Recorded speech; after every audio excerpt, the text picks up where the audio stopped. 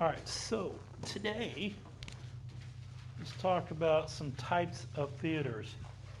If you were to go to a theater, if you could find one that's still open, and go to the theater, they have different types of stages at those theaters, okay? So I'm gonna go over some of them and the characteristics that make them different, okay? Hopefully these things will work.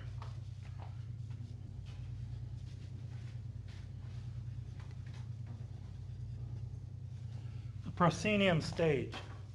Anybody know what that is? Howdy. Come on in. Just use the back seat. Isn't it like the most basic stage where you have stairs, like most high schools? Is that one that is like the most common? Yeah. It is the most common type of theater stage out there. And proscenium just means, it's an ancient Greek word that means picturesque or like a picture. So if you look at a photo or a picture with a frame around it, that's what you're looking at. So here's your stage here in the middle. Okay. So the biggest characteristics of a proscenium stage is that the audience is only on one side facing the stage. Much like this classroom, all of you are the audience. If I'm on stage, then this is a proscenium setting. 90% of your classrooms out there are set up like this. Okay? Most high schools, if they have a stage, is set up like this. Cape Fear Regional Theater has a proscenium stage. The Gilbert Theater, most of the time, sets theirs up as a proscenium stage. The Temple Theater in Stanford, proscenium stage. The Sampson Community Theater, whatever they call themselves out there, in Clinton, proscenium stage. Benson Little Theater, proscenium stage. Harnett Regional Theater in Dunn, proscenium. Do you get it? Almost everybody sets it up that way. So proscenium stage, the main thing you need to know is that the audience is seated on one side facing the stage. Okay? This part here, what they call the proscenium arch,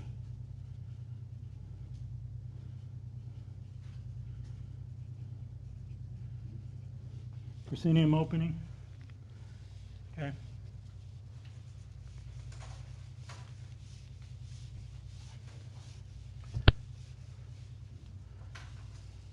Anybody else know another type of theater stage?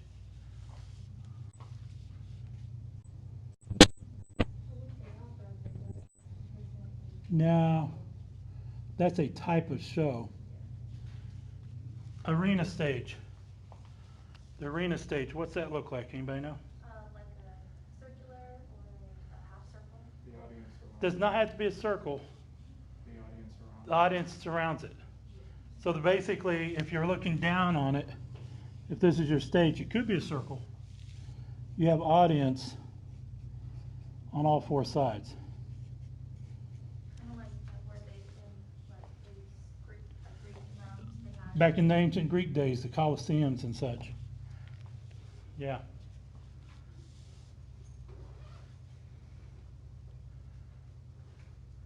Cool thing about that, back in those days, in the Colosseums, you could be way up, high up in the back. Everybody looks like little ants, but the sound is incredible because the acoustics, they knew how to do it. They didn't need microphones like we do today. So arena, audiences on all four sides. Sometimes it's referred to as theater in the round.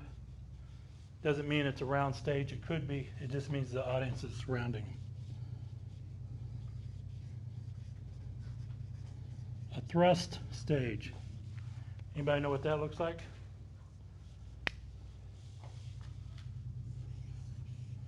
If you have a stage and you put the audience on three sides. So it's almost, think of it as thrusting the stage out into the audience, so now it's on three sides of it. Okay? I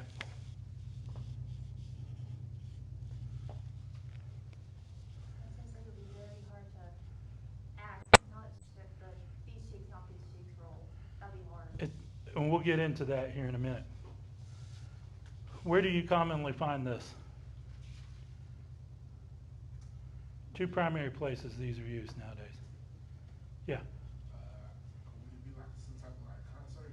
Concerts. And You see this a lot at concerts. And models runways. oh yeah, I said it in my head, but I didn't want to be wrong. Yep. There is no wrong answer unless you get it wrong. Then it's just incorrect. Proscenium, arena, thrust, alley. Anybody know what that looks like? Two sides. Audience on two sides. Good guess. Can you think of an example of where this is utilized? Did anybody go to a small school, high school? How many people? How many students in your graduating class? it was like 200. In your graduating class? That's not a small school. Mine, School is small, but there's a whole bunch of people in there. Yeah. Wilkins was about 70, 75. For your graduating class? Yes. Do they have a basketball gym? No, it was outside. The gyms. The basketball was outside? Yeah, the basketball court was outside. They played basketball outdoors? Yeah, the PE was Boy. basically held, and they had to go outside to do PE, or they would go to the fitness room that has a lot of fitness. You didn't have a basketball gym for a basketball team? Did they have a football team? There's no teams, there's no band, it's What? just, you're in. That's to not a get out. school. It is a school, it's in to get out. That's how I graduated at 16. Ah, cool, weird, but cool, I guess. Yes, ma'am. Does the word under proscenium tech or what? Proscenium arch. Arch? Yeah. Some of the public schools, maybe some private schools that have a basketball game, an actual team with a gym, will often have audience on both sides, not on under the goals. They only put those there when they have more seats than they can sell. Like For the these. bleachers. Yeah. Soccer games. Soccer games. Sometimes football games were like this at times.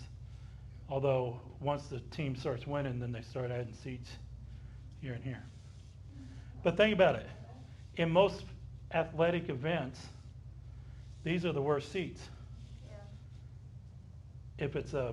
If you've got two teams going back and forth on a field like basketball or football, these are the worst seats because you have to wait till they get back down to your side before you can see anything going on. Make sense? 50-yard line, which is about midway, are the best seats. They're There. also the worst seats because you can hurt somebody. Well, if you're close, but if you're way back here, But you think about baseball. Baseball really doesn't matter where you sit because nobody really watches the games, right? I'm kidding. We'll edit that part out of the thing. I said that just for my experience, like playing basketball. Uh-huh. I was on the basketball team, and our bleachers is like floor seats and stuff, like close in the court. And I fell on like 5 people in the front row. Took them all out. Yeah. All in one. Full contact basketball. That's the only way I like to play. So we have proscenium, arena, thrust, alley. Are there others? What's that? There should be. There should be. We're going to give some more too. Let's go with. I don't want to do that one. I'll do it anyway. Black box, sometimes called educational theater stage. It's technically not a type of stage as much as it is a kind of, you know what I'm saying? It's not like these, because in a black box stage, you can create any of these environments. Does that make sense? But this is, why is it called black box? Anybody know? Because you're high looking down. No. You could be, but not necessarily. Go ahead and guess, even if it's wrong, I'll let you know it. I was thinking, like, it's kind of legitimate black, that's like, A legitimate black box, meaning it's like painted black and such? not, well, yeah, pretty much. Yes, pretty much. Black box stage is pretty much a room like this. The ceilings, the floor, the walls, all painted black. A flat black color. Why? Because black absorbs light so that it does not reflect light. If you look at this, you can see a shine on it. See how it's got shiny areas? This is reflecting light back. Does that make sense? Yeah, that's why a lot of the theaters. Yeah, you look at her shirt or my shirt, they don't reflect light, it absorbs light. Why it's a lot hotter to wear black in the summer, and most of us try not to, because it just, okay? So that's why they do it, because on theater, most of what we're trying to do is control the light. Because if we can control the light, then we can make you look where we want you to look. So even if we're doing one of these type stages, if we're gonna have curtains, they're gonna be black curtains. Because the black curtains fall into the shadows and that light absorbs in and doesn't reflect back out. Does that make sense to everybody? So a black box is literally something that's, everything's painted black so that when we put a light on an area, that's what you see. Okay? And if it's set up correctly, even when that light is on, that light is not bouncing around. It's lighting that one area and that's it. So you could be in this room if that glass was all a wall and we shut the door and covered the glass here and above, and this is all black, then I could throw a light on and we wouldn't see anybody back here. We would just see what's inside that light for the most part. There'd be a little bit of around it, but that's about it.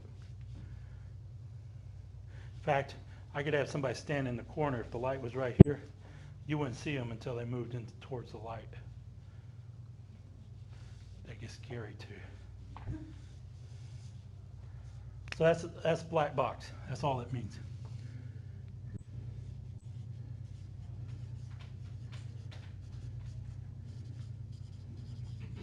Pageant wagon. Who knows what a pageant wagon is? I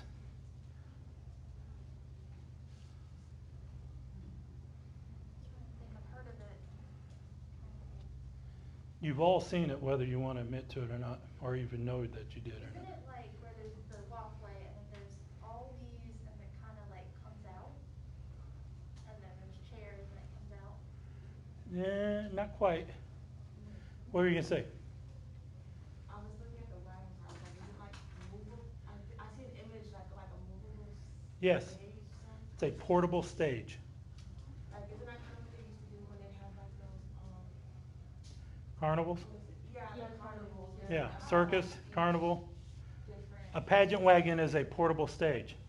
So back in the medieval times when they started this pageant wagon, I mean, let's think about it. Even here in the United States, if you were to look at, say, a little over 120 years ago, turn of the century, early 1900, in a lot of parts of the United States, it was a rural area, much more than what we have now here.